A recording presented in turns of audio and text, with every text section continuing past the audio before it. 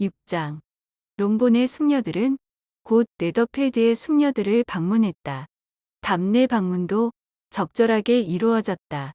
베넷 양의 반듯하고 부침성 있는 태도를 보고 허스트 부인과 빅리 양은 그녀에게 더욱 호의를 갖게 되었다.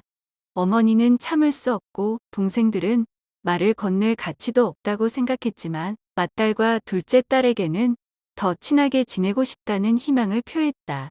제이는 그 관심을 더할 나위 없이 기쁘게 받아들였다.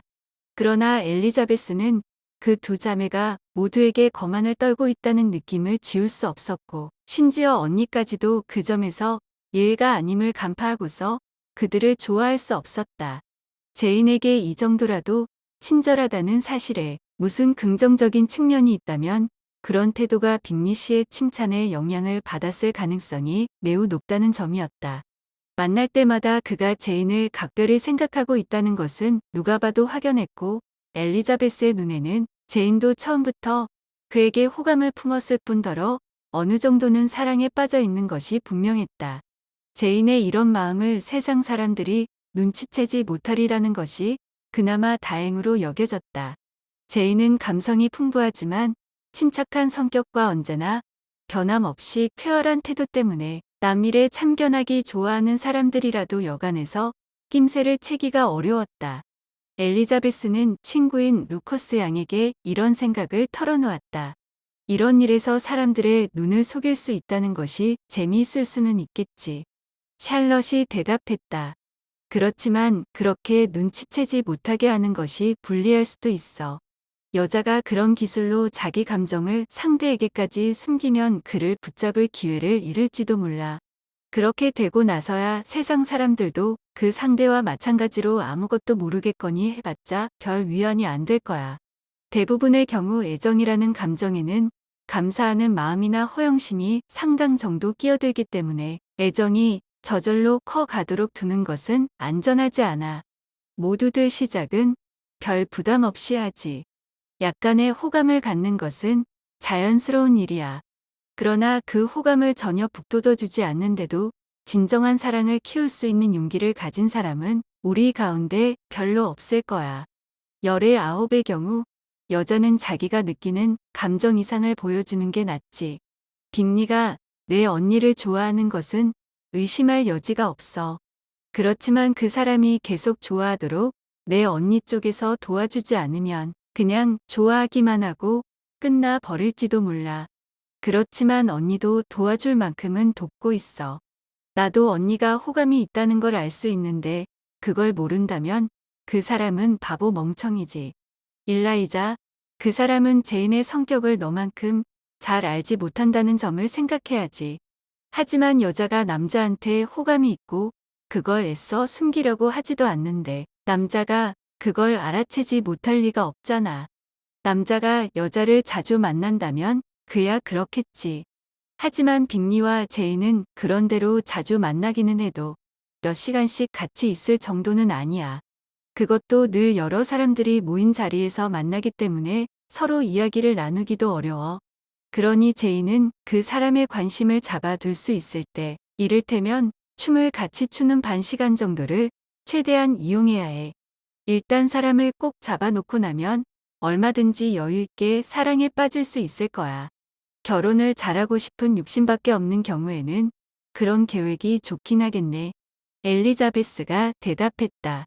부자 남편을 골라잡을 생각이라거나 어찌 되었든 결혼은 꼭 해야겠다는 생각이라면 나도 그런 방법을 택할 수밖에 없을 거야. 하지만 제인 언니의 감정은 그런 게 아니야. 계획에 따라 움직이는 게 아니라고. 언니는 아직 자신의 호감이 어느 정도인지 그게 얼마나 이치에 닿는지 확신하지 못하고 있어. 그분을 안 지 보름밖에 안 돼. 메리턴에서 4번 춤을 같이 췄고 그분 집에서 아침에 1번 받고 그러고선 정찬 자리에서 같이 식사를 4번 했지. 그 정도 가지고 상대가 어떤 사람인지 다 알 수는 없어. 그거야 그렇겠지. 내 언니가 그분과 그냥 식사만 했다면 식욕이 좋은지 어떤지 말고 뭘 더 알 수 있었겠니? 하지만 저녁 시간을 4번이나 함께 보냈다는 것을 생각해야지. 저녁 시간 4번이면 대단한 거 아냐? 그래, 저녁 시간을 4번 함께 보내면서 둘 다 코머스보다 뱅통을 좋아한다는 걸 알게 되었지. 그렇지만 그것 말고 진짜 성격이 어떤지 대체 어떤 사람인지 별로 알게 된 것 같지 않거든. 글쎄, 샬럿이 말했다. 난 진심으로 제인의 성공을 기원해. 그리고 제인이 내일 그분과 결혼해서 행복해질 확률이나 12달 동안 성격을 연구한 뒤에 결혼해서 행복해질 확률이나 마찬가지일 거라고 생각해.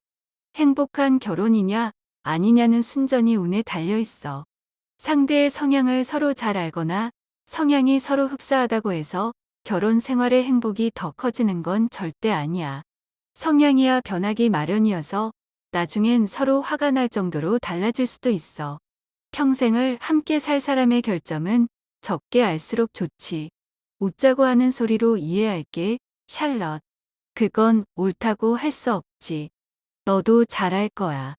너부터도 그렇게 처신할 리 없을 테고. 엘리자베스는 빅리 씨가 언니에게 관심을 기울이는 것을 지켜보는데 정신이 팔려서 정작 자신이 그의 친구의 눈길을 끌고 있을 줄은 짐작도 못했다. 애초에 다하시 씨는 그녀가 예쁘다고 인정할 마음이 별로 없었다. 무도회에서 처음 보았을 때 미인이라는 생각은 전혀 들지 않았다. 다음번에 만난 자리에서도 흠만 눈에 띄었다.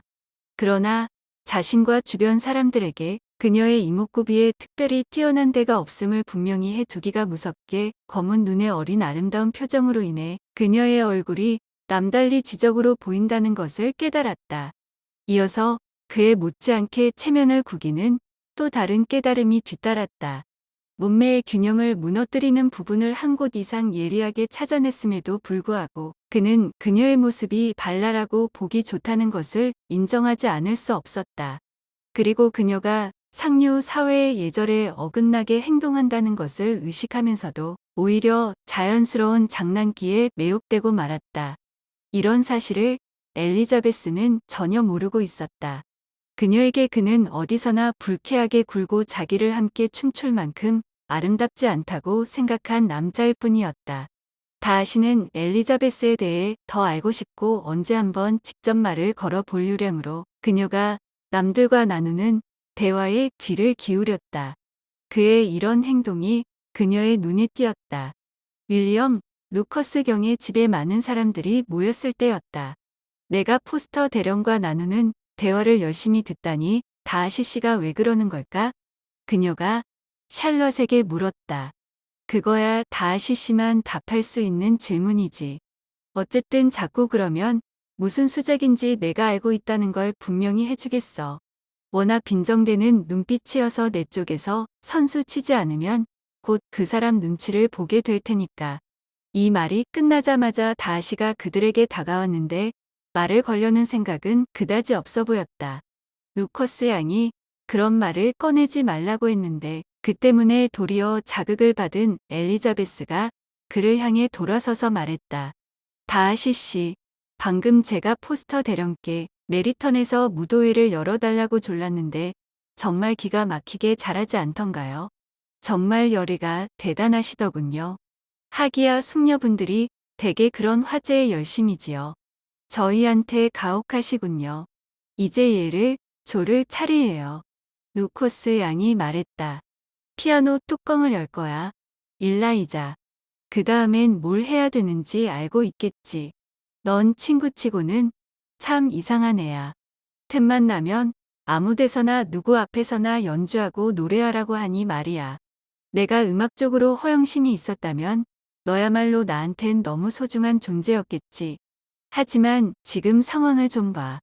평소 1급 연주자들의 연주를 듣는데 익숙한 분들 앞에서 노래한답시고 피아노 앞에 앉기는 정말 싫어.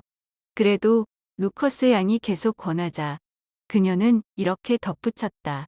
좋아, 꼭 그래야 한다면 하지 뭐. 그리고 다하시 씨를 엄숙한 눈빛으로 힐끗 보고는 이렇게 말을 이었다. 멋진 속담이 있는데 여기 계시는 분들도 다 아실 거예요. 죽을 시키려면 숨을 죽여라. 그러니 저도 목청을 틔우려면 숨을 죽여야겠지요. 깨어나다고까지 하기는 모자랐지만 그녀의 노래는 그만하면 훌륭했다. 한두 곡 부른 뒤 한 곡 더 해달라는 몇 사람의 요청에 답하기도 전에 그녀의 동생 메리가 얼른 나서서 피아노 자리를 이어받았다. 메리는 자매들 가운데 유일하게 못생긴 편이라 지식과 교양을 쌓으려 열심히 공부했고 언제나 그것을 과시하고 싶어 안달이었다. 메리는 재능도 소양도 없었다. 허영심이 있어 열심히 하기는 했지만 아는 티를 내고 잘난 척했다. 그런 태도로는 더 뛰어난 연주도 망칠 지경이었다. 연주 실력에서야 엘리자베스가 그녀의 반도 못 따라갔지만 자연스럽고 과장이 없어서 다들 훨씬 더 즐겁게 경청했던 것이다. 메리는 긴 협주곡 연주를 마치고 동생들의 청에 따라 스코틀랜드와 아일랜드 민속음악을 연주하여 기분 좋은 찬사와 감사를 받아냈다. 그 사이에 그녀의 동생들은 루커스 집안 자녀들 몇 명과 두세 명의 장교와 함께 방 한쪽에서 열심히 춤을 추고 있었다. 다하시 씨는 그들 가까이에 서 있었는데 말은 안 했지만 이런 식으로 대화를 일절 나누지 않고 시간을 보내는 것에 화가 나 있었다. 그는 자기 생각에 너무 몰두한 나머지 윌리엄, 루커스 경이 말을 걸어올 때까지 그가 옆에 있는 것도 의식하지 못했다. 젊은이들에게 얼마나 매력적인 오락입니까? 다하시 씨. 결국 춤만 한 것은 없지요. 춤은 세련된 사교계에서 첫째가는 고상한 오락 중 하나라고 봅니다. 물론입니다. 그리고 별로 세련되지 못한 사회에서도 성행할 수 있다는 게 춤의 이점이기도 합니다. 야만인도 춤은 출 줄 아니까요. 윌리엄 경은 미소만 지었다. 그는 잠시 말을 멈추었다가 빅리가 춤추는 무리에 합류하는 것을 보고 말을 이었다. 친구분이 춤추는 게 보기 좋군요. 다하시 씨도 춤에 조예가 깊다는 걸 의심치 않습니다. 제가 메리턴에서 춤추는 걸 보셨나 봅니다. 보다마다요. 그걸 보고 적잖이 즐거웠답니다. 세인트 제임스 궁에서도 자주 춥니까? 아니, 전혀요. 춤이야말로 왕궁에 바치는 적절한 찬사라고 생각하지 않습니까? 피할 수만 있다면 그런 찬사는 어느 곳에도 바치지 않습니다만, 예, 물론 런던에 저택을 가지고 계시지요. 다하시 씨는 그렇다는 뜻으로 고개를 숙였다. 저도 한때는 런던에 정착할까 생각했습니다. 상류 사회를 좋아하니까요. 그렇지만 런던의 공기가 집사람한테 좋을지 자신이 없더군요. 그는 답변을 기대하며 말을 멈추었으나 상대는 별로 그럴 의사가 없었다. 그때 엘리자베스가 다가오자 윌리엄 경은 신사다운 행동을 해야겠다는 생각이 불쑥 들었는지 그녀를 불렀다. 일라이자 양, 왜 춤을 추지 않아요? 다하시 씨, 이 젊은 숙녀를 아주 괜찮은 파트너로 소개하고 싶소. 눈앞에 이런 미인이 있는데 춤추기를 거절하지는 않을 거라고 확신합니다만. 그러고는 그녀의 손을 잡고 다하시 씨에게 건넬 태세였다. 다하시 씨는 깜짝 놀랐지만 손잡기를 마다할 생각은 아니었는데 엘리자베스가 얼른 물러나 좀 뾰로통한 표정으로 윌리엄 경에게 말했다. 저는 춤출 생각이 전혀 없어요. 제가 파트너를 구하려고 이쪽으로 왔다고는 생각하지 마세요. 다하시 씨가 정중하고 예의 바르게 함께 춤출 영광을 달라고 청했지만 소용없었다. 엘리자베스는 유지부동이었다. 윌리엄 경의 설득도 그녀의 마음을 조금도 움직이지 못했다. 일라이자 양 춤 솜씨가 훌륭하면서 춤추는 모습을 바라보는 기쁨을 주기를 거절하다니 정말 무정한 애그려. 또 여기 이 신사부는 보통은 춤추는 걸 별로 좋아하지 않지만 반 시간 정도 우리를 기쁘게 해주는 것을 마다하진 않을 것 같은데 다하시 씨는 아주 예절 바른 분이니까요. 엘리자베스가 미소를 지으며 말했다. 그야 그렇지. 그렇지만 일라이자 야 파트너도 파트너 나름이고 이분이 선뜻 받아들이는 것도 놀랄 일은 아니지. 누가 이런 파트너를 거절하겠어? 엘리자베스는 짓궂은 표정으로 한번 쳐다보고는 가버렸다. 그렇게 거절당했지만 다하시 씨로서는 그다지 기분이 상하지 않았고 오히려 흔쾌한 마음으로 그녀를 생각하고 있던 참인데 빅리 양이 다가왔다. 무슨 생각에 잠겨 있는지 짐작할 수 있어요. 모를 거라고 생각합니다만 하루 이틀도 아니고 수많은 저녁을 이런 식으로 보내는 것이 참을 수 없다는 생각이겠지요. 이런 사람들과 어울려서 말이에요. 저도 같은 의견이에요.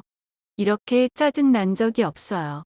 따분한 데다 시끄럽고 하나같이 별 볼 일 없는 주제에 자기가 최고인 줄 알고 가차없는 비난의 말씀 기꺼이 들어드리겠어요. 짐작이 완전히 빗나갔습니다. 더 즐거운 생각을 하고 있었거든요. 어여쁜 얼굴에 아름다운 두 눈이 베푸는 큰 즐거움에 대해 명상하고 있었습니다. 빅리 양은 즉시 그의 얼굴을 쳐다보면서 그런 생각을 불러일으킨 여자가 누구인지 말해달라고 했다. 다하시 씨는 대담하게도 이렇게 대답했다. 엘리자베스 베넷 양입니다. 엘리자베스 베넷 양이라고요. 빅리 양이 되뇌었다. 정말 놀라운데요. 언제부터 그 아가씨를 그렇게 특별히 좋아하게 되셨나요? 언제 축하를 드리면 될까요? 그런 질문이 나올 줄 알았습니다. 여성분들의 상상력은 참 빠르기도 합니다. 찬양에서 사랑으로, 사랑에서 결혼으로 한순간에 건너뛰니까요. 축하해 주리라고 생각했습니다. 아니, 정말 진심이신가 본데 그쯤이면 아예 확정되었다고 여겨도 되겠네요. 이제 매력있는 장모님도 생길 테고 그 장모님께선 펜벌리에서 늘 당신과 함께 사시겠네요. 그녀가 이런 식으로 놀리는 동안 그는 초연하게 듣고 있었다. 담담한 표정으로 미루어 보아 걱정할 것 없겠다는 확신이 들자 그녀의 재치는 길게 이어졌다. 7장. 베넷 씨의 재산은 연수입 2,000파운드의 토지가 거의 전부였는데 아들이 없는 탓에 딸들에게는 불운하게도 먼 친척에게 한정 상속되도록 묶여 있었다. 부인의 재산은 그녀의 신분으로 보면 적다고 할 수 없지만 남편 재산의 부족분을 메우기에는 턱없이 모자랐다. 그녀의 아버지는 메리턴의 사무 변호사였는데 딸에게 4,000파운드를 물려주었다. 그녀에게는 여동생과 남동생이 하나씩 있었다.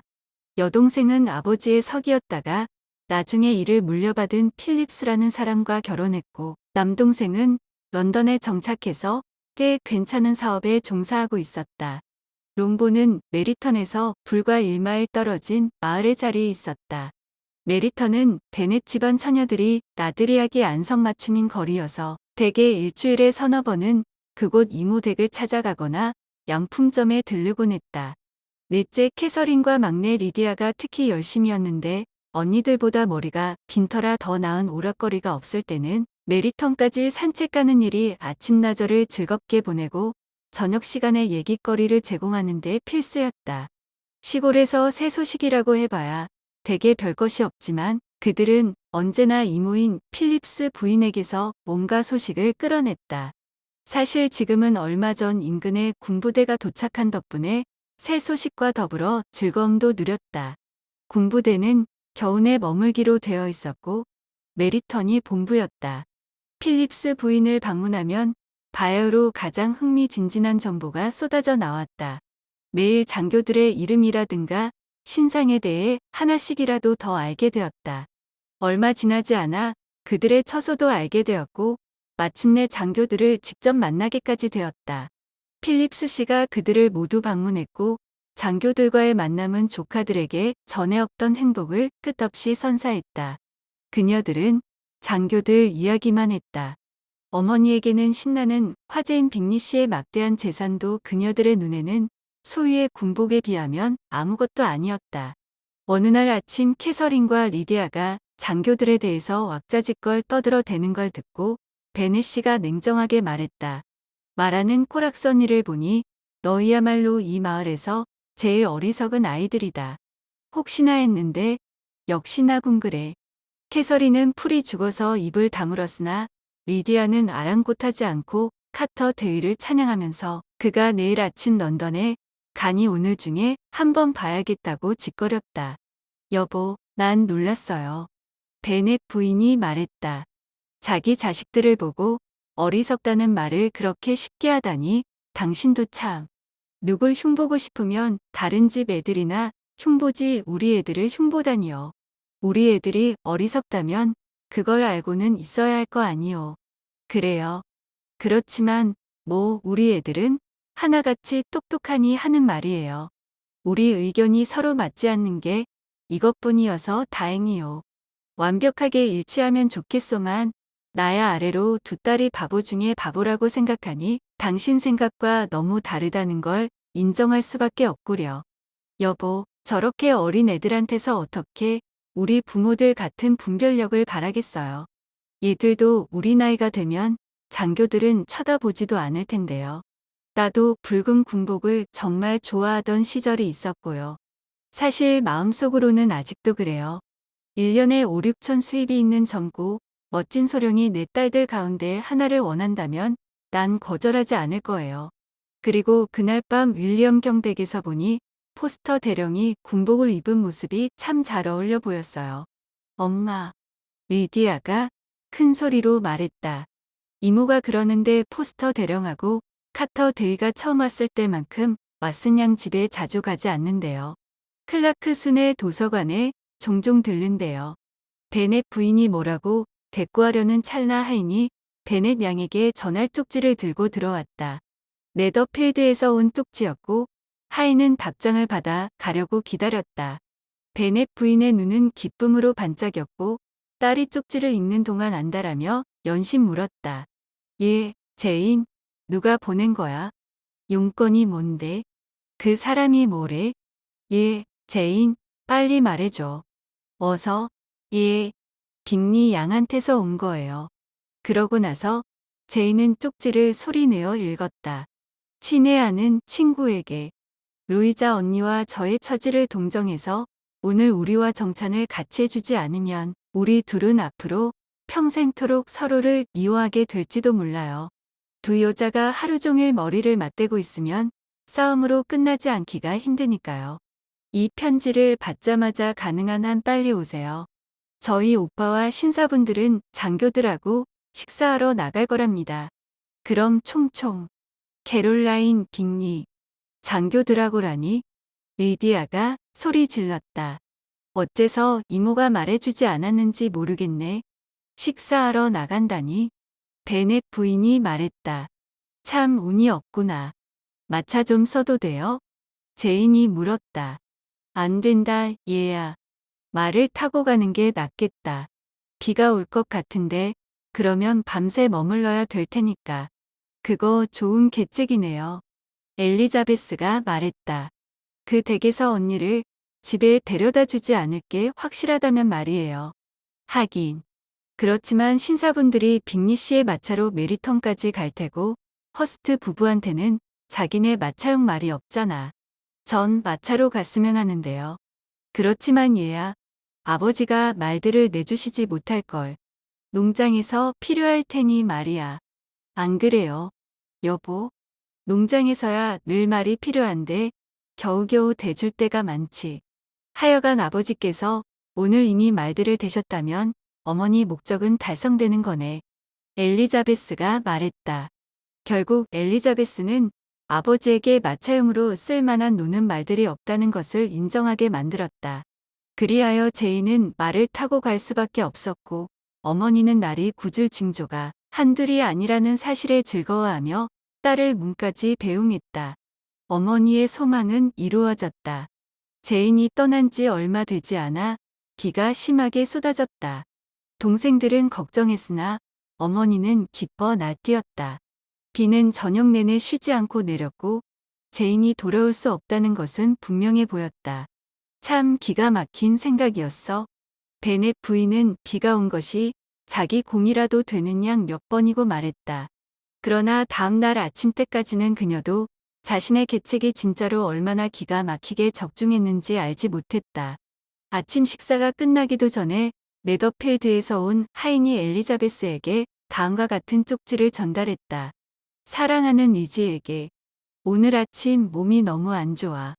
어제 흠뻑 비를 맞은 탓인가 봐. 이곳 분들이 친절하게도 낫기 전엔 못 돌아가게 하는구나. 부득부득 존스 의사 선생님도 봐야 한다 하고. 그러니 어디서 그분이 여길 다녀갔다는 소식을 듣더라도 놀라지 마. 목이 아프고 두통이 있는 것 외에는 별 문제 없으니까 이만 줄일게. 자, 여보.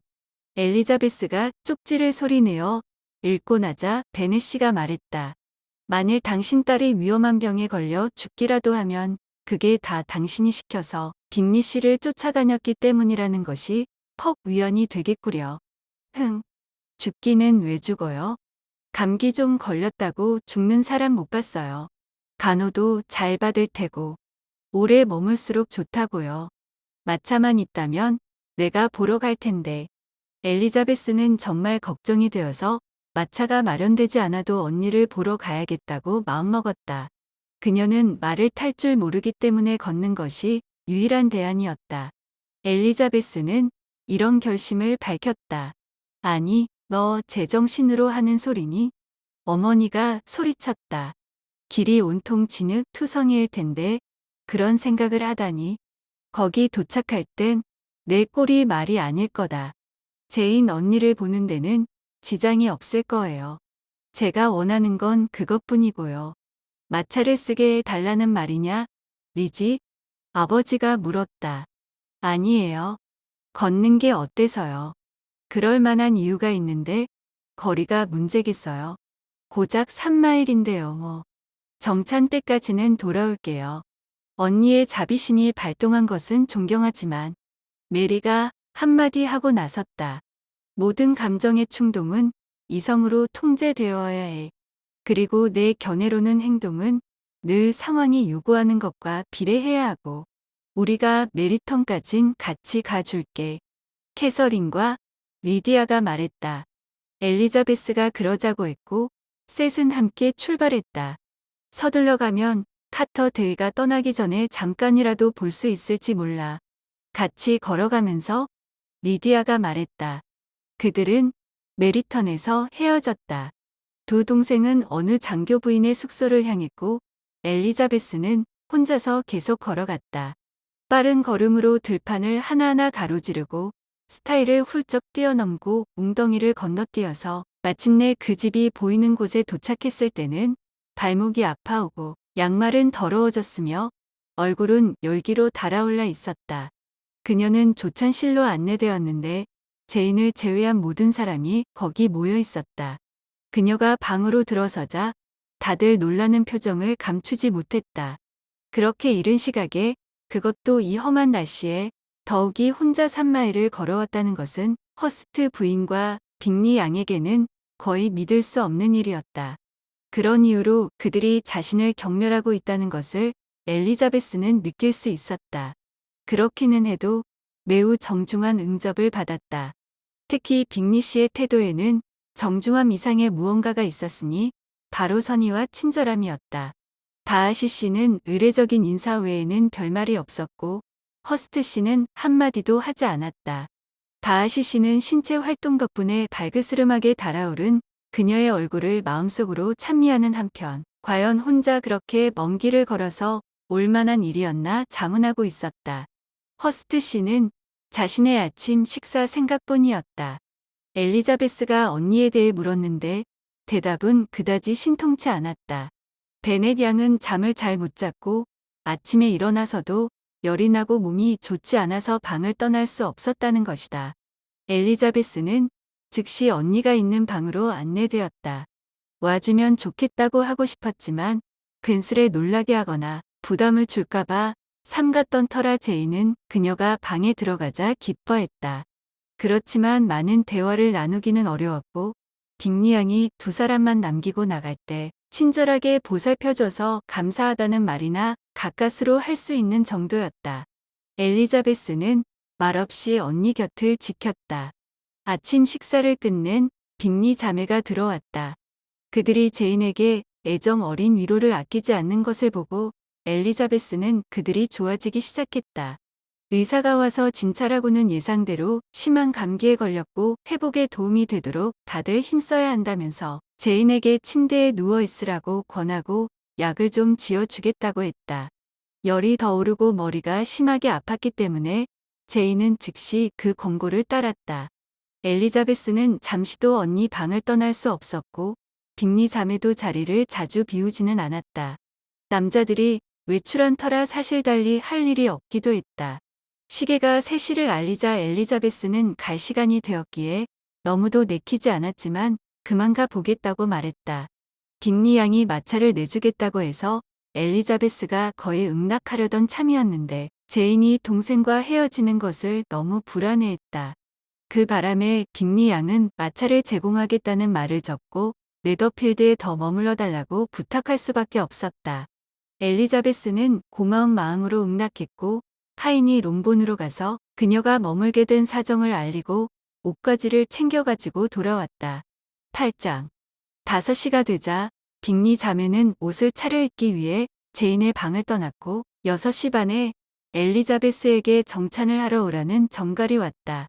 엘리자베스가 식당에 들어서자 언니의 상태를 묻는 질문들이 쏟아졌고 그 가운데서도 빅리 씨의 염려가 가장 두드러졌지만 좋은 소식을 전할 수는 없었다. 제인이 조금도 나아지지 않았기 때문이다. 그 말을 들은 빅리 자매는 정말 안타깝다고 독감을 앓는 건 너무나 끔찍하다고 병에 걸리는 것은 정말 싫다고 서너 번쯤 되풀이해 말하고는 그에 대해서는 더 이상 생각조차 하지 않았다. 엘리자베스는 제인이 면전에 없을 때 그들이 얼마나 무관심한지 확인했으니 이제 다시 원래대로 이들을 싫어해도 되겠구나 싶었다.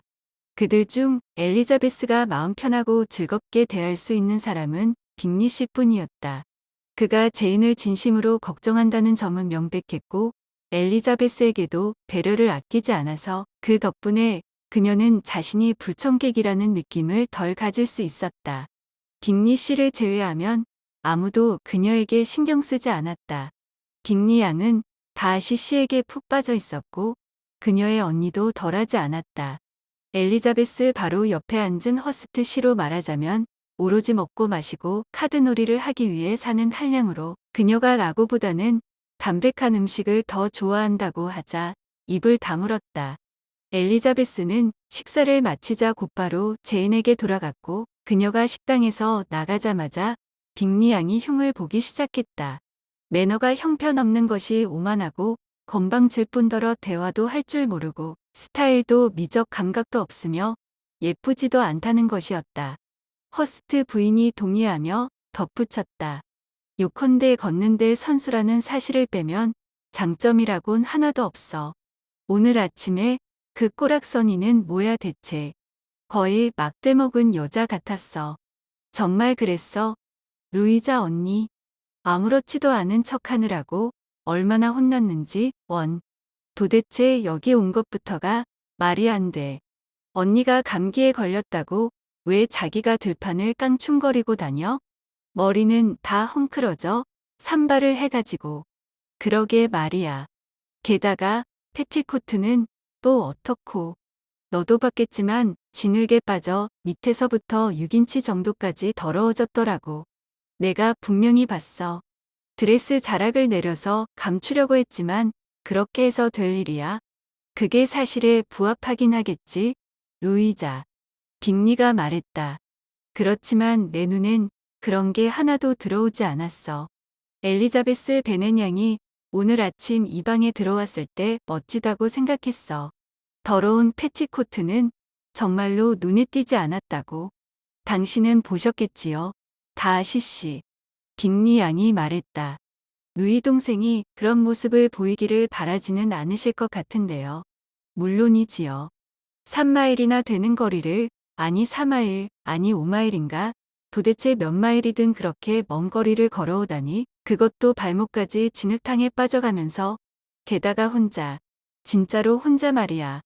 도대체 뭘 어쩌자는 거야. 독립심이니 뭐니 하지만 그런 독립심은 정말 끔찍한 오만이야. 촌뜨기라 격식을 무시한다 해도 정말 너무했고 언니를 얼마나 아끼는지 보여주는 셈이니까 보기 좋기만 하던데. 빅리가 말했다. 그런데 다하시 씨.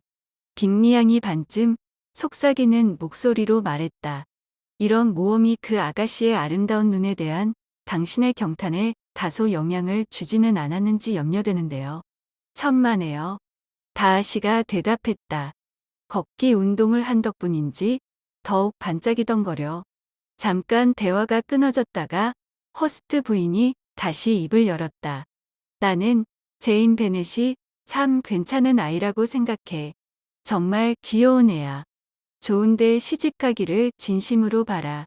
하지만 부모가 다 그렇고 친척들도 천하니 결혼 잘하기는 틀린 것 같아. 이모부가 메리턴에서 사무 변호사를 하고 있다던데. 맞아. 그리고 외삼촌은 치프사이드 어디에 살고 있다지. 정말 끝내주네. 빅리 양이 맞장구 쳤고 자매는 신나게 한바탕 웃어 젖혔다. 만일 그 아가씨들에게 치프사이드를 몽땅 채울 만큼 많은 삼촌이 있다 해도 그 아가씨들의 매력이 조금도 줄어드는 건 아니지. 빅리가 큰 소리로 말했다. 하지만 실질적으로 괜찮은 신분의 남자와 결혼할 가능성이 많이 줄어드는 건 사실이겠지. 다하시가 대꾸했다. 빅리는 아무런 대답도 하지 않았다. 그러나 그의 누이들은 다하시의 말에 10분 동의한다면서 자기들 친구의 천한 친척들을 소재로 삼아서 한동안 희희낙낙했다. 그러나 그들은 문득 다정한 마음이 되살아났는지 정찬씨를 떠나 제인의 방으로 향했고 커피가 준비되었다고 부르러 올 때까지 그녀 곁에 앉아 시간을 보냈다. 제인의 상태가 여전히 나빴기 때문에 엘리자베스는 저녁 늦도록 언니 곁을 떠나지 않다가 제인이 잠드는 것을 보고서야 재미를 위해서라기보다는 예의를 차리느라 아래층으로 내려갔다. 엘리자베스가 응접실에 들어서니 모두들 룰을 하고 있다가 그녀를 보자마자 함께하자고 청했다.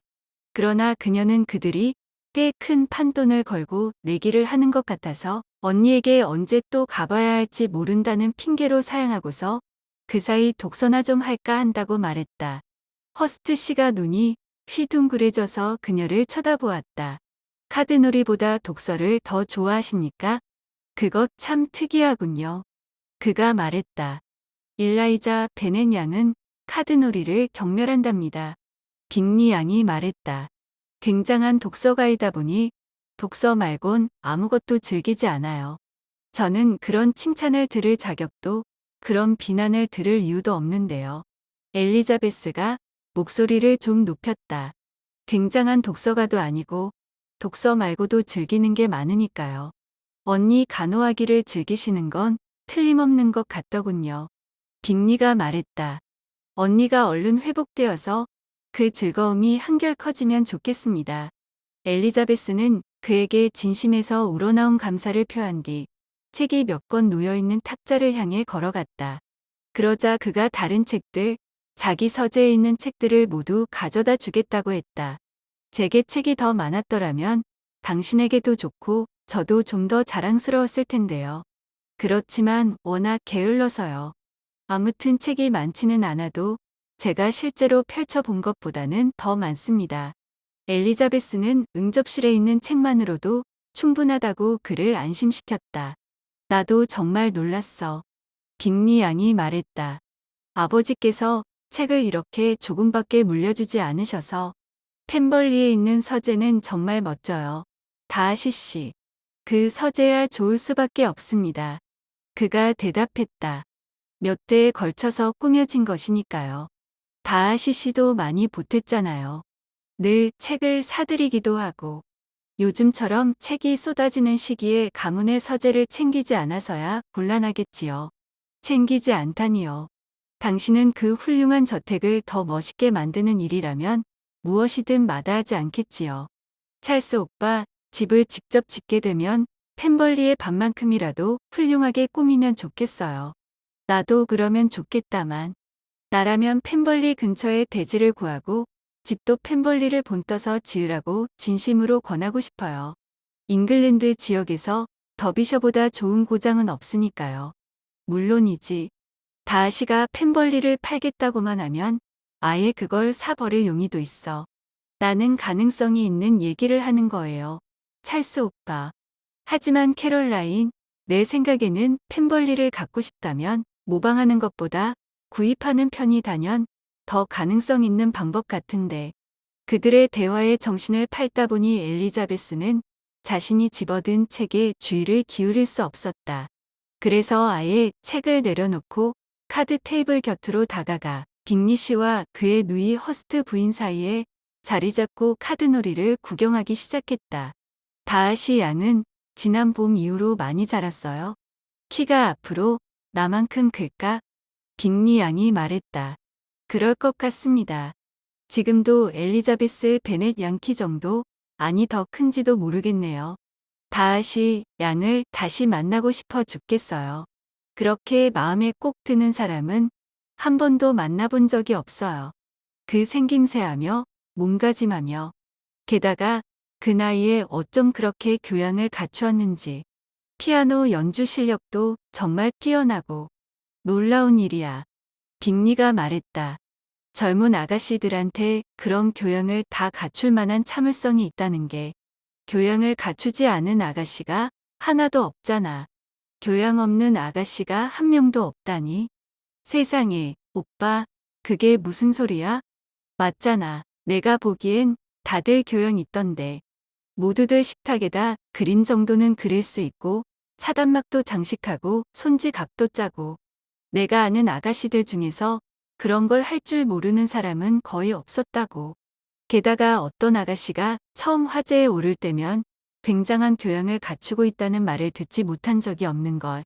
자네가 예로 든 정도를 가지고 교양을 갖추었다고들 한다면 그건 틀린 말이 아니지. 다하시가 말했다. 손지갑이나 짜고 차단막을 장식하는 것 말고 다른 교양을 갖추지 못한 대다수 여성들에게도 보통 교양이 있다고들 하니까.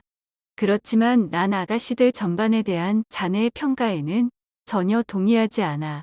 내가 아는 아가씨들을 다 따져봐도 그중에 진정으로 교양을 갖춘 사람은 6명도 채 안 되니까. 저도 그렇게 생각해요. 정말.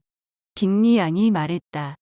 그렇다면 엘리자베스가 끼어들었다. 당신은 교양 있는 여성이라는 말에 상당히 많은 것을 포함시키는군요. 맞습니다. 당연히 많은 것이 포함됩니다. 물론 그래야죠. 그의 충실한 조수라고 할 빅리 양이 외쳤다. 진정으로 교양 있는 여성이라고 불리려면 보통 사람들의 수준을 훨씬 뛰어넘지 않으면 안 되니까요. 그런 말을 들으려면 적어도 음악, 노래, 그림, 춤 그리고 외국어 2가지 정도는 완벽하게 알아야 해요. 그리고 이 모든 것 외에도 걸음걸이, 목소리의 높낮이, 말하는 방식이나 표현의 품이랄까 하는 게 있어야 하고요. 그렇지 않다면 교양을 반밖에 못 갖춘 거죠. 그것으로도 다 충족되지는 않습니다. 다하시가 덧붙였다. 거기다 다방면에 걸친 독서를 통해 지성을 개발함으로써 실속 있는 내면을 갖춰야 합니다. 그 말씀을 듣고 보니 교양 있는 여성을 6명밖에 모른다는 게 놀랍지 않네요. 오히려 그런 여성을 한 사람이라도 안다는 것이 신기한데요. 이 모든 요건을 갖춘 여성의 존재 가능성을 의심하다니 동료 여성들에게 너무 가혹한 것 아닙니까? 저는 그런 여성을 한 번도 본 적이 없어서요. 적어도 그런 능력에 그런 취향, 그런 학구열에 그런 품위까지 전부 갖춘 사람은 한 번도 본 적이 없어요. 허스트 부인과 빅리 양은 한 목소리로 엘리자베스의 회의적인 태도가 부당하다고 외쳤으며 자신들은 그런 묘사에 걸맞은 여성들을 많이 안다고 항변했다. 그때 허스트 씨가 카드놀이에 집중하지 않는다고 심하게 투덜대는 바람에 그들은 잠잠해졌다. 대화가 중단됐고 엘리자베스도 곧 응접실을 떠났다. 그녀가 나가고 문이 닫히자 빅리 양이 말했다. 일라이자 베넷은 남자들한테 잘 보이기 위해 다른 여자들을 무시하는 부류의 아가씨로군요. 모르긴 몰라도 그게 통하는 남자도 많겠죠. 하지만 내가 보기엔 그건 형편없는 수작의 비열한 술책이에요. 틀림없는 사실은 이것일 겁니다. 빅리 양이 이런 말을 건넨 주된 상대였던 다하시가 대답했다. 아가씨들이 신사들의 관심을 끌기 위해 구사하기도 하는 술책은 뭐가 되었든 비열하다고 할 수 있습니다. 교활한 행위라면 그 비슷한 것이라도 경멸을 받아 마땅하겠지요. 이 대답이 빅리 양에게 딱히 만족스럽지는 않아서 대화는 더 이상 이어지지 않았다. 엘리자베스가 다시 응접실에 들러 제인의 상태가 더 악화되어서 언니 곁을 떠날 수 없다고 말했다. 빅리 씨가 즉시 존스 씨를 불러오자고 했고 그의 누이들은 시골 의사는 별 도움이 안 될 거라며 런던의 저명한 의사를 급히 불러오자고 했다. 엘리자베스는 그럴 것까지는 없다고 선을 그었지만 빅리 씨의 제안이라면 굳이 따르지 않을 이유도 없었다. 그리하여 베넷 양의 상태가 크게 호전되지 않으면 다음 날 아침 일찍 존스 씨를 불러오기로 합의를 보았다. 빅리는 안절부절 못했고 그의 누이들은 정말 걱정이라고 했다. 그러나 빅리 씨가 한 여장에게 환자와 그 여동생을 최대한 잘 보살펴 드리라고 지시하는 이상으로 마음을 달랠 방법을 찾을 수 없었던 반면 누이들은 저녁 식사 후에 이중창으로 시름을 달랬다. 9장. 엘리자베스는 그날 밤을 언니 방에서 꼬박 새우다시피 했다. 다음 날 아침 일찍 빅리 씨가 먼저 한여 편에 언니의 안부를 물어왔고 조금 지나 그의 누이들의 시중을 드는 세련된 여자 둘이 안부를 물어왔을 때 그럭저럭 괜찮다는 답변을 전할 수 있어 다행이었다. 그렇긴 해도 그녀는 어머니가 직접 와보시고 판단해주면 좋겠다는 뜻의 쪽지를 롱본에 보내달라고 부탁했다. 쪽지는 즉시 전달되었으며 그녀의 뜻은 바로 실행에 옮겨졌다. 빅리 집안의 아침 식사가 끝난 지 얼마 되지 않아 베넷 부인이 넷째와 막내를 대동하고 네더필드에 도착했다. 제인의 상태가 정말 위중했다면 베넷 부인은 걱정이 컸을 것이다. 그러나 다행히도 병세가 심각하지는 않았기 때문에 그녀는 제인이 빨리 회복되기를 조금도 바라지 않았다.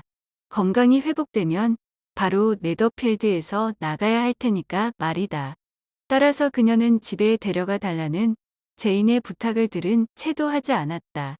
하기는 거의 같은 시각에 도착한 의사도 그것이 권할 만한 일이라고 생각하지 않았다. 어머니와 세 딸은 한동안 제인의 곁에 앉아 그녀를 지켜본 후 빅리 양의 청에 따라 다 함께 조천실로 갔다. 빅리가 그들을 맞이하며 따님의 병세가 어머님께서 예상했던 것보다 더 나쁘지 않기를 바란다고 했다. 실은 훨씬 더 나쁘군요. 이것이 그녀의 대답이었다. 너무 심해서 집에 데려갈 수 없겠어요. 존스 씨도 그런 생각은 하지도 말라고 하고요. 염치 없지만 좀 더 신세를 져야겠어요. 데려가시다니요. 빅리가 외쳤다. 그런 생각은 하지 마십시오. 제 누이도 틀림없이 그런 말씀은 꺼내시지도 못하게 할 겁니다. 걱정하지 마세요. 부인. 빅리 양이 예에 바르지만 쌀쌀한 태도로 말했다. 베넷 양이 여기 머무는 동안 저희가 최대한 잘 돌보겠습니다. 베넷 부인의 감사 인사가 늘어졌다. 그리고 이렇게 덧붙였다. 이렇게 훌륭한 친구분들이 아니었다면 그 애가 지금쯤 어떻게 되었을지 모르겠어요. 그의 상태가 정말 너무너무 나쁘고 본인도 엄청나게 힘들어하고 있으니 말이에요. 물론 누구보다도 잘 참고 있긴 하지만 그 애는 언제나 그래요. 난 그 애처럼 성격이 좋은 아이를 단 한 번도 만나본 적이 없답니다. 다른 애들한테도 틈만 나면 큰언니에 비하면 너희는 아무것도 아니라고 말해요. 방이 참 예쁘군요. 빅리 씨. 정원의 자갈길이 내다보이는 전망도 멋지고 내가 아는 한 이 부근에서 네더필드만 한 집은 없어요. 단기로 새를 든 걸로 알지만 서둘러 떠날 생각은 아니시기를 바라겠어요. 제가 무슨 일이든 서두르는 버릇이 있어놔서요. 빅리가 대답했다. 그러니까 네더필드를 떠나야겠다는 생각이 들면 아마 5분 내에 떠나버릴 겁니다. 하지만 지금으로선 아주 자리 잡은 것과 다름없다고 생각하고 있습니다. 제가 짐작한 그대로네요. 엘리자베스가 말했다. 제 속을 꿰뚫어 보기 시작하신 거군요. 그렇지요? 빅리가 그녀를 향해 돌아서며 말했다. 아, 물론이지요. 당신을 훤히 이해하고 있답니다. 그 말씀을 칭찬으로 받아들이고 싶긴 하지만 생각을 그렇게 쉽게 간파당한다는 건 딱한 일이기도 하네요. 그렇긴 해요. 그렇다고 깊고 복잡한 성격이 당신 같은 분의 성격보다 짐작하기가 꼭 더 어렵지는 않겠지만요. 의지. 베넷 부인이 목청을 높였다. 여기가 어디라고 집에서처럼 함부로 구니? 미처 몰랐습니다. 빅리가 엘리자베스의 말을 받았다. 당신이 사람들의 성격을 연구하고 있는 줄은 그거 아주 재미있겠는데요. 맞아요. 그런데 사실 재미로 치면 복잡한 성격이 제일이죠. 성격이 복잡한 분들은 최소한 재미있다는 이점이 있어요. 시골에서는 대체로 성격을 연구할 대상이 별로 없을 겁니다. 다하시가 말했다. 시골에서 이웃 사이의 모임이란 게 뻔하고 변화가 없으니까요. 그렇지만 사람들이 워낙 잘 변하기 때문에 새로운 관찰거리는 끝없이 나타나지요. 그럼 그렇고 말고 시골 이웃에 대한 다하시의 언사에 기분이 상한 베넷 부인이 큰 소리로 말했다. 그딴 일이 일어나는 건 시골이나 런던이나 마찬가지라고요. 모두들 뜨악해했다. 다하시는 잠시 그녀를 바라본 후 아무 말 없이 돌아섰다. 베넷 부인은 그에게 완벽한 승리를 거두었다고 착각하고는 의기양양하게 말을 이었다. 런던이 시골보다 뭐가 특별히 더 나은지 모르겠어요. 상점이라든가 공공장소 같은 것들을 빼면 말이에요. 시골이 훨씬 더 재미있다고요. 안 그래요, 빅리 씨? 저는 시골에 있을 때는 시골을 떠나고 싶지 않답니다. 런던에 있을 때는 또 런던을 떠나고 싶지 않고요. 시골이든 런던이든 나름대로 다 장점이 있어서 저는 어디서나 똑같이 행복합니다. 맞아요. 그런데 그건 당신이 바른 품성을 갖고 있어서 그런 거예요. 그렇지만 저분은 시골은 영별 볼 일 없는 데라고 생각하는 것 같군요. 엄마, 사실은 엄마가 오해하신 거예요. 엘리자베스가 어머니 때문에 얼굴을 붉히며 말했다. 다하시 씨의 말씀을 잘못 들으신 거라고요. 다하시 씨는 그냥 시골에서는 런던에서만큼 다양한 사람들을 만날 수 없다고 말한 것뿐이에요.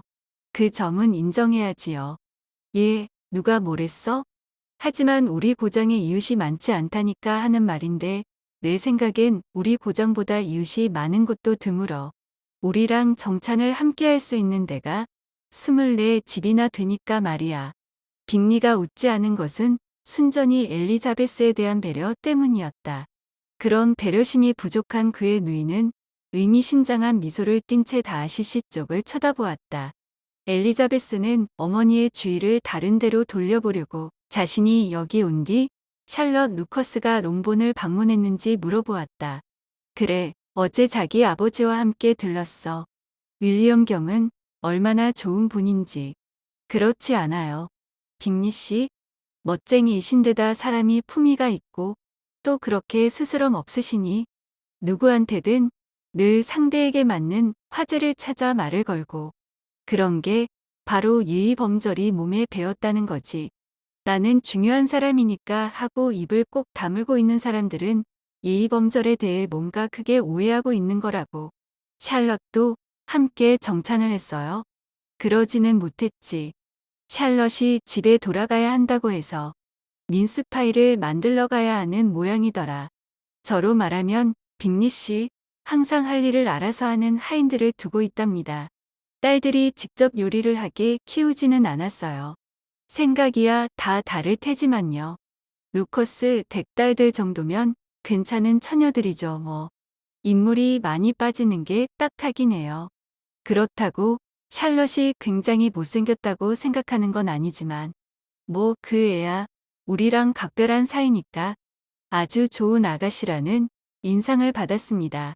빅리가 말했다. 아유, 저런, 그렇고 말고요. 하지만 그 애가 너무 못생겼다는 건 인정해야지요. 모친인 루커스 부인도 자주 그렇게 말하면서 제인이 예쁘다고 저를 부러워한답니다. 자식 자랑을 하고 싶진 않지만 확실히 제인은 아무튼 제인 이상의 미인이 흔한 건 아니니까요. 모두들 그렇게 말해요. 제가 어미라서 이러는 건 아니지요. 제인이 겨우 15살일 때 런던에 사는 제 남동생 가디너 집에 한 신사가 머물렀는데 제인한테 완전히 반해서 제 올케는 그 신사가 우리 식구가 떠나기 전에 제인한테 틀림없이 청혼할 거라고 생각했어요. 실제로 그러지는 않았지만요. 아마 아직 너무 어리다고 생각했겠죠. 그 신사가 제인에 대한 시를 몇 편 지었는데 참 멋진 시였어요. 그리고 그 시들과 더불어 그분의 사랑도 끝났죠. 엘리자베스가 참다 못해 말했다. 그런 식으로 사랑이 끝나 버린 예는 많을 거라고 생각해요. 시가 사랑을 몰아내는데 효과적이라는 걸 누가 처음 발견했는지 모르겠어요. 저는 시가 사랑의 양식이라고 늘 생각해 왔습니다만, 다하시가 말했다. 훌륭하고 굳건하며 건강한 사랑의 경우에는 그럴 수 있겠죠. 원래 강한 사랑이라면 무엇이든 흡수해서 살찔 수 있을 테니까요. 하지만 얄팍하고 일시적인 기분일 뿐이라면 훌륭한 소네트 한 편 짓는 것으로 고갈되고 마는 게 당연하겠지요. 다하시는 아무 말 없이 미소만 지었다. 이어서 침묵이 흐르자 엘리자베스는 어머니가 또 사람들의 웃음거리가 될 소리를 할까봐 조마조마했다. 그녀는 무슨 말이든 하고 싶었지만 딱히 떠오르지 않았다. 잠시 침묵이 흐른 뒤 베넷 부인은 빅리 씨에게 제인에게 친절을 베풀어 주어서 고맙고 의지까지 신세를 끼쳐 미안하다는 말을 되풀이했다. 빅리 씨는 진심으로 예의 바르게 이에 답했고 누이 동생에게도 그렇게 하도록 했다. 실제로 빅리 양은 주어진 역할을 그리 격조 있게 수행하지는 않았지만 베넷 부인은 흡족했고 곧이어 마차를 준비시켰다. 이 지시를 신호 삼아서 베넷 집안의 어린 두 딸이 앞으로 나섰다. 그녀들은 네더필드를 방문하는 내내 자기들끼리 속닥거리고 있었는데 결국 막내 리디아가 처음 이사 왔을 때 네더필드에서 무도회를 열겠다고 한 약속을 지키라고 빅리 씨를 졸랐다.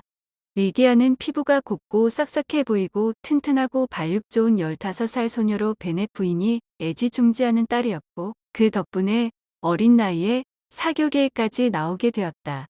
그녀는 기가 펄펄 넘치는 데다 일종의 자만심을 타고났는데 이모부가 훌륭한 식사를 제공한 데다 스스로도 해프게 처신해서 장교들의 관심을 얻었고 그 결과 뻔뻔해지기까지 했다. 그런 그녀가 빅리 씨에게 불쑥 무도회 얘기를 꺼내고 약속을 지키라고 졸라댄 것은 당연한 일이었다. 나아가 그녀는 만일 그가 약속을 지키지 않으면 세상에 그보다 더 수치스러운 일은 없을 것이라는 말까지 덧붙였다. 이런 급습을 받은 빅리 씨의 답변은 그녀 어머니의 마음에 꼭 드는 것이었다. 분명히 말하지만 약속은 꼭 지킬 것입니다. 아가씨의 언니가 다 나으면 아가씨가 원하는 바로 그날 무도회를 열기로 하지요. 혹시 언니가 몸져 누워 있는 동안 춤추기를 원하는 건 아니겠지요? 리디아는 만족했다. 아이, 물론이죠. 언니가 나을 때까지 기다리는 게 훨씬 낫죠. 그때쯤이면 카터 대위도 메리턴으로 돌아올 테고. 그리고 빅리 씨가 무도회를 열면 그녀가 덧붙였다. 그 다음에는 그분들에게 무도회를 열라고 조를 거예요. 그러지 않으면 그건 정말 수치스러운 일이라고 포스터 대령께 말할 거예요. 이윽고 베넷 부인과 두 딸들은 집으로 돌아갔고 엘리자베스는 자신과 가족들의 행동을 두 숙녀와 다하시 씨의 화제거리로 남겨놓은 채 즉시 제인에게 돌아갔다. 그러나 빅리 양이 아름다운 눈이라는 표현을 두고 가진 재치를 동원해 놀렸음에도 자매는 엘리자베스에 대한 험담에 다하시 씨를 동참시키지 못했다. 10장. 그날은 전날과 별다를 것 없이 지나갔다. 아침나절에는 허스트 부인과 빅리 양이 올라와 제인 옆에서 몇 시간을 보냈는데 환자는 조금씩이나마 회복되고 있었다. 저녁에는 엘리자베스가 응접실로 내려가 그들의 모임에 끼었다. 이날은 룻게임을 하고 있지 않았다. 다하시 씨는 편지를 쓰고 있었고 빅리 양은 가까이에 앉아 그가 편지를 써 내려가는 모습을 지켜보면서 그의 누이 동생에게 이런저런 소식을 전해달라며 계속 그의 주위를 흩트리고 있었다. 허스트 씨와 빅리 씨는 피케를 하고 있었으며 허스트 부인은 그것을 지켜보고 있었다. 엘리자베스는 뜨개질거리를 손에 잡았는데 다하시와 빅리 양 사이에 오가는 대화에 귀를 기울이는 것만으로도 재미가 쏠쏠했다. 숙녀편에서 신사의 필체라든가 고른 행위라든가 편지의 길이 등을 끊임없이 칭찬했지만 신사편에서 이런 칭찬에 일체 무관심했으므로 아주 기묘한 대화가 이루어졌다. 그 대화의 양상은 두 사람에 대한 엘리자베스의 견해와 정확히 일치했다. 이런 편지를 받으면 다하시 양은 정말 기쁘겠어요. 편지를 굉장히 빨리 쓰시네요.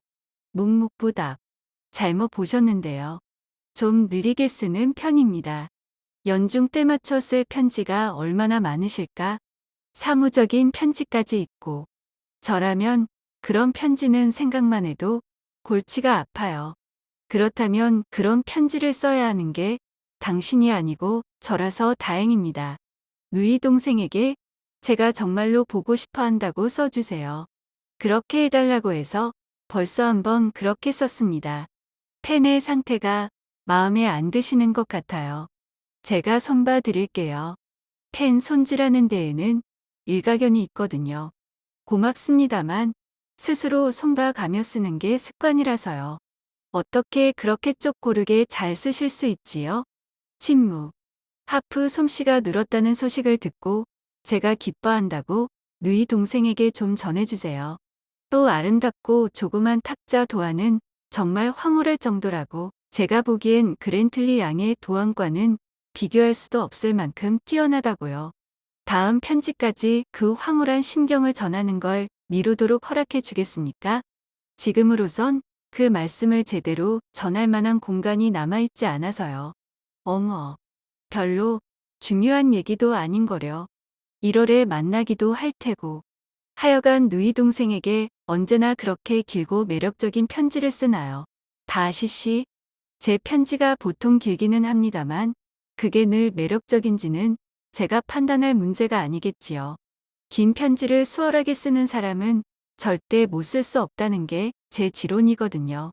그건 다하시에 대한 칭찬으로는 안 맞아. 캐롤라인. 그녀의 오빠가 큰 소리로 말했다. 다하시는 편지를 쉽게 쓰는 사람이 절대 아니거든. 내 음절짜리 단어를 쓰려고 아주 노심초사한다고. 안 그래, 다하시? 나하고 자네는 글 쓰는 방식이 아주 다르지. 아유. 빅리 양이 외쳤다. 이 세상에 찰스 오빠만큼 마구잡이로 편지를 쓰는 사람은 정말 없을 거예요. 낱말을 다 쓰지도 않고 반쯤은 빼먹고 나머지도 잉크 얼룩이 번져서 알아보기 힘들고요. 생각이 너무 빨리 흘러나와서 미처 쓰기도 전에 지나가 버리는 거야. 그래서 가끔은 편지 받는 사람한테 아무 생각도 전달하지 못하기도 해.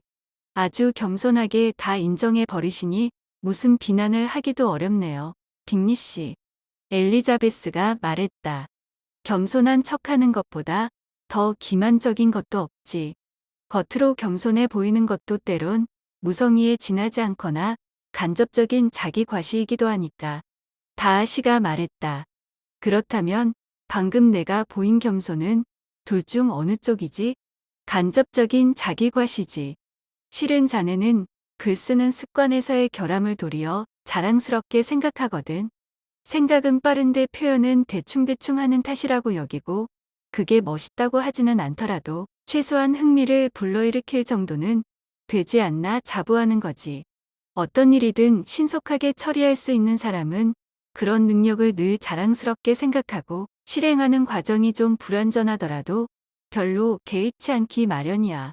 자네는 오늘 아침 베넷 부인께 만일 자네가 네더필드를 떠나기로 마음먹으면 그 결심과 더불어 5분 이내에 떠나 버릴 거라고 말했어. 그때도 자네는 그 말을 일종의 찬사로 자화자찬으로 한 거라고. 하지만 그렇게 서두른다면 꼭 처리해야 할 일들을 그냥 내버려 둔 채 떠날 테고 그래서야 자신이나 남들에게 별로 이득이 될 리가 없을 걸세. 그러니 그렇게 서두르는 걸 어떻게 칭찬할 수 있겠나? 아이고. 빅리가 외쳤다. 이건 너무하네. 아침에 한 어리석은 말을 저녁 때까지 귀에 담아 두었다가 나무라다니. 하지만 난 나 자신에 대해 있는 그대로 말한 것이고 지금도 그렇게 믿고 있어. 그러니까 적어도 여자분들 앞에서 잘난 척하려고 괜스레 급한 성격을 가장한 건 아니란 말일세. 나도 자네가 소신대로 말했을 뿐이라고 생각하네. 그렇지만 자네가 그렇게 황급히 떠날 거라고는 생각하지 않아. 자네의 행동도 다른 사람의 경우와 마찬가지로 우연에 좌우될 수 있거든. 그래서 만일 자네가 말에 올라타는 중인데 친구가 빅리 다음 주까지 머물러 주게나 라고 하면 10중 8구 그 말에 따르고 떠나지 않을 거야. 자네 친구가 한마디만 더 하면 한 달 더 머물지 모르지. 그 말씀으로 증명하신 건 빅리 씨가 자신의 성격을 부당하게 폄하했다는 것뿐인데요. 본인의 자화자찬보다 빅리 씨를 훨씬 더 치켜세운 셈이잖아요. 엘리자베스가 목소리를 좀 높여 말했다. 대단히 고맙습니다. 빅리가 말했다. 제 친구의 말을 제 성격이 좋다는 칭찬으로 바꾸어 주어서. 그렇지만 제가 보기엔 저 친구의 말을 완전히 곡해하신 것 같은데요. 다하시는 제가 그런 상황에서 친구의 권유를 단호히 뿌리치고 불이 나게 말을 달려 떠나야만 저를 더 높이 평가할 게 틀림없으니까요. 그렇다면 다하시 씨는 경솔한 결정을 내렸더라도 그걸 고집스레 밀고 나가야 그나마 봐줄 수 있다는 생각인가요? 저로서야 정확하게 설명할 능력이 없습니다. 본인이 밝혀야지요. 내가 인정한 적도 없는데 자네가 멋대로 내 의견이라고 해놓고 그걸 지금 나더러 설명하라는 셈이 궁그래. 그렇지만 베넷 양, 상황이 지금 말씀하신 대로라도 빅리의 친구가 붙잡으면서 자신이 그러길 원한다고만 했지 왜 그런 부탁을 하는지 말하지 않았다는 걸 염두에 두기 바랍니다. 친구의 설득을 이유도 묻지 않고 선뜻 받아들이는 것이 미덕이라고는 생각하지 않으시나 보네요. 친구의 말이라고 무조건 따른다면 양쪽 다 판단력에 뭔가 문제가 있지 않나 합니다. 제가 보기에 다하시 씨는 우정이나 애정의 힘을 전혀 인정하지 않으시는 것 같군요. 자신이 존중하는 사람의 요청이라면 때로는 이유를 묻지 않고 따를 수도 있지 않을까 하는데요. 꼭 빅리 씨 경우만 두고 하는 말은 아니에요. 빅리 씨가 신중한지 그렇지 않은지 따지려면 실제로 그런 일이 발생할 때까지 기다리는 편이 나을지도 모르지요. 하지만 일반적인 상황에서 어떤 사람이 친구에게 그다지 중요하지 않은 결심을 바꿔달라고 부탁했는데 그 부탁을 받은 친구가 이유도 듣지 않고 즉각 그걸 들어주는데 무슨 문제가 있다고 보시나요? 논의를 계속하기 전에 그 부탁을 들어주면 크게 달라질 일이 있는지 또 그 두 친구가 어느 정도로 가까운 사이인지부터 확실히 해 두는 것이 좋지 않을까요? 그럼 어디 한번 조목조목 다 따져보자고. 빅리가 외쳤다. 두 친구의 키와 몸집이 상대적으로 어떻게 다른지도 빼면 안 될 테고. 베넷 양, 사실 그게 생각보다 훨씬 더 중요하거든요. 솔직히 다하시의 키가 제 키보다 저렇게 훨씬 크지 않았더라면 저는 다하시를 지금의 반만큼도 존경하지 않았을 겁니다. 이거 하나는 분명히 말하지요. 때와 장소에 따라서 이를테면 다하시의 집에서 다하시에게 별로 할 일이 없는 일요일 저녁엔 제게 다하시만큼 무서운 상대는 없습니다. 다하시 씨가 미소를 지었다. 그러나 엘리자베스는 그가 좀 언짢아 하는 것도 같아서 웃음을 자제했다. 빅리 양은 오빠가 다하시 씨를 모욕했다고 열을 올리면서 말도 안 되는 소리를 한다고 오빠를 나무랐다. 자네가 무슨 속셈으로 그런 말을 하는지 다 아네, 빅리. 다하시가 말했다. 자네는 토론을 싫어하거든. 그래서 이 토론을 중단시키려는 거야. 그 말이 맞을 걸세. 토론과 논쟁은 너무나 비슷하거든. 자네와 베넷 양이 내가 이 방에서 나갈 때까지 토론을 미뤄준다면 대단히 고맙겠네. 내가 나간 다음엔 날 두고 무슨 말을 해도 상관없지만 그 부탁을 들어드리는 건 제겐 조금도 어렵지 않아요. 다하시 씨도 편지를 마저 끝내셔야 할 테고요. 엘리자베스가 말했다. 다하시 씨는 그녀의 충고를 받아들여 편지 쓰기를 끝냈다. 편지를 다 쓰자 다하시 씨는 빅리 양과 엘리자베스에게 노래를 좀 들려주면 고맙겠다고 청했다. 빅리 양은 얼른 피아노 앞으로 가서는 엘리자베스에게 먼저 연주해달라고 예절 바르게 부탁했다. 엘리자베스가 예절은 차리면서도 한사코 사양하자 빅리 양이 피아노 앞에 앉았다. 허스트 부인과 빅리 양이 함께 노래를 불렀다. 엘리자베스는 그들이 노래를 부르는 동안 피아노 위에 놓인 노래책을 뒤적거리고 있었는데 다하시 씨의 눈길이 수시로 자신을 향하는 것을 의식하지 않을 수 없었다. 그녀는 자신이 그렇게 대단한 사람의 찬미의 대상이 될 수 있다고는 도저히 생각할 수 없었다. 그렇다고 그녀를 싫어하기 때문에 바라본다는 것은 더더욱 이상할 터였다. 주의를 끄는 이유로 그녀가 마침내 생각해낸 것은 그의 기준에 비추어 그 자리에 다른 사람들보다 자신에게 무언가 잘못되고 비난할 만한 점이 많은 모양이라는 것이었다. 그렇다고 속상해하지는 않았다. 그를 좋아하는 마음이 전혀 없었기 때문에 자신을 인정해 주건 말건 아무 상관도 없었던 것이다. 빅리 양은 이탈리아 노래를 몇 곡 연주한 뒤에 경쾌한 스코틀랜드 민요로 분위기를 바꾸었다. 곧이어 다하시 씨가 엘리자베스의 곁으로 다가와 말을 걸었다. 베넷 양, 리를 출 좋은 기회라고 생각하지 않습니까? 그녀는 미소만 짓고서 아무런 대답도 하지 않았다. 그는 그녀의 침묵에 다소 놀라 다시 같은 질문을 했다. 그녀가 말했다. 아까 질문하신 건 들었어요. 그렇지만 즉답을 하기가 좀 주저되었어요. 제가 예라고 대답하기를 그래서 제 취향을 경멸하는 즐거움을 누리시려는 걸 아니까요. 하지만 저는 늘 그런 계략을 뒤엎어서 경멸의 기회를 슬쩍 박탈해버리는 걸 즐긴답니다. 그러니까 저는 이를 출 마음이 전혀 없다고 대답하기로 했어요. 자, 이제 어디 한번 절 경멸해보세요. 전혀 그럴 마음이 없습니다. 엘리자베스는 이만하면 상대가 한 방 먹었다고 느낄 줄 알았는데 그가 신사답게 대답하는 바람에 놀랐다. 그러나 그녀의 태도에는 상냥함과 장난기가 함께 섞여 있어서 상대가 누구라도 진짜 모욕을 느끼기는 어려웠다. 더욱이 다하시는 지금까지 어느 누구에게도 그녀에게만큼 매혹된 적이 없었다. 그는 그녀의 집안이 그렇게 열등하지만 않았더라면 자칫 고백하고 말 위험에 처해 있다고 믿을 정도였다. 빅리 양은 그런 모습을 목격도 하고 일이 어떻게 돌아가는지 짐작도 되어 질투심이 일었다. 엘리자베스가 어서 사라지기를 바라는 마음이 커질수록 다정한 친구 제인의 회복을 간절히 바라는 마음도 되살아났다. 그녀는 틈만 나면 다하시가 엘리자베스를 싫어하게 만들려고 애썼다. 두 사람이 앞으로 결혼할 테니 그가 어떻게 하면 행복하게 살 수 있을지 조언하겠다는 식이었다. 제가 할 수 있는 말은 이거예요. 다음날 그들이 함께 관목 숲을 걷고 있을 때 그녀가 말했다.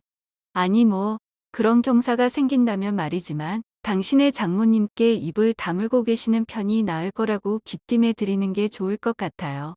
또 만일 그러실 수 있다면 계집애들이 장교들 뒤를 졸졸 따라다니는 것도 고치도록 해주세요.